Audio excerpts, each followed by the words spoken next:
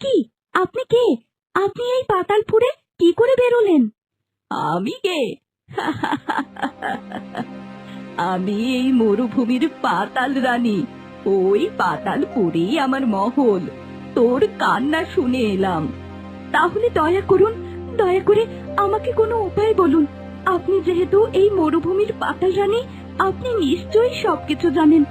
আপনি আমাকে কোনো না কোনো ভাবে সাহায্য করতে পারবেন। বলুন, আমি এই কঙ্কাল স্বামীকে কি করে পুনরায় মানুষের রূপ দিতে পারি? সাহায্য? এই জগতে বিনামূল্যে কেউ কাউকে সাহায্য করে না রে মেয়ে। আমি যদি তোকে সাহায্য করি, তবে তুই কি দিবি বিনিময়ে? আমার যা আছে সব দেব। আমার জীবনও দিতে রাজি। শুধু আমার স্বামীকে ফিরিয়ে দিন। এই মরা হাড়গোড় ফিরিয়ে আনতে চাস? এর জন্য জীবন দিবি? বোকামে, এই মিথ্যা মায়া ছেড়ে দে। যা, নিজের পুরো জীবন পড়ে রয়েছে, বাড়ি ফিরে যা। এ মায়া নয়, এ ভালোবাসা। আমাকে ফিরে যেতে বলবেন না দয়া করে। আপনি যদি একান্তই পারেন, আমায় সাহায্য করুন। আমায় বলুন কি করতে হবে, আমি প্রস্তুত। তোর আত্মত্যাগ দেখে আমি মুগ্ধ। এই মরুভূমিতে আমি 1000 বছর ধরে একা রয়েছি, কিন্তু এমন সত্যিকারের ভালোবাসা দেখিনি। ঠিক আছে, তোকে আমি পথ দেখাবো, কিন্তু এই পথটা সহজ হবে না।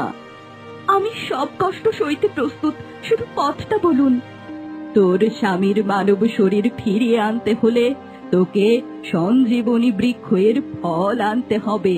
সেই ফল এই মরুভূমির উপরে এক বিশাল পর্বতের চূড়ায় আছে। সেই পথে আছে অসংখ্য বাধা। তুই কি পারবি? পারবো, আমি যাব। বলুন, কোথায় সেই পর্বত? ওই দেখ, ওই যে মেঘের আড়ালে যে চূড়াটা দেখছিস, ওখানেই পাবি তোর প্রার্থিত ফল। কিন্তু মনে রাখিস, একবার পথে নামলে ফিরে আসার পথ নেই। হয় সাফল্য, না হয় মৃত্যু।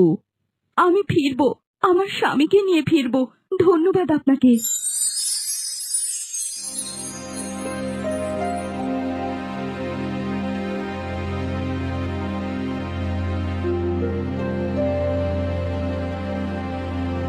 আর কত দূর, আর কত দূর হাঁটতে হবে? এ পথ যেন শেষই হচ্ছে না। তবে যাই হয়ে যাক না কেন, দীপ, আমি সবকিছুর বিনিময়ে হলেও আপনাকে ফিরিয়ে আনবো।